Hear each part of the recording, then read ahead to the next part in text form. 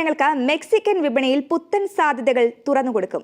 വ്യക്തമാക്കി ഇന്ത്യയിലെ Mexican ambassador Federico Salas Lotfe. കേരളത്തിലെ ഉൽപ്പന്നങ്ങൾക്ക് മെക്സിക്കൻ വിപണിയിൽ പുത്തൻ സാധ്യതകൾ തുറന്നുകൊടുക്കുമെന്ന് ഇന്ത്യയിലെ Mexican ambassador Federico Salas Lotfe. Latin American Caribbean trade കമ്മീഷണറായി മണികണ്ഠൻ സൂര്യ വെങ്കട്ടെ നിയമിച്ചുകൊണ്ട് ഇന്ത്യൻ മെക്സിക്കോ കോൺഫറൻസ് കൊച്ചിയിൽ ഉദ്ഘാടനം ചെയ്ത് സംസാരിക്കുകയായിരുന്നു അദ്ദേഹം. കഴിഞ്ഞ 1/4 നൂറ്റാണ്ടായി ഫിനാൻസ് മേഖലയിൽ പ്രവർത്തിക്കുന്ന മണികണ്ഠന്റെ പരിചയസമ്പത്ത് ഇതിന് കൂടുതൽ കരുത്ത് പകരുമെന്നും അംബാസിഡർ പറഞ്ഞു. ലേ മെറിഡിയൻ ഹോട്ടലിൽ നടന്ന ചടങ്ങിൽ വിവിധ മേഖലകളിലെ പ്രമുഖർ പങ്കെടുത്തു. Mexico is very far away.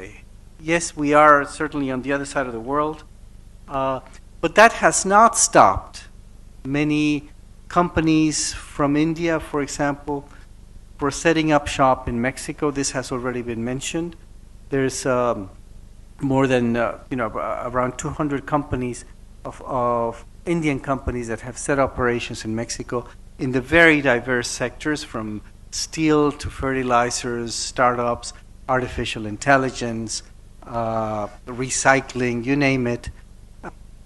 And we're going to try to bring business people from Mexico to Kerala, to India in general, but specifically to Kerala, so that you can together explore these alternatives that will be of advantage and that will be of interest to all of you.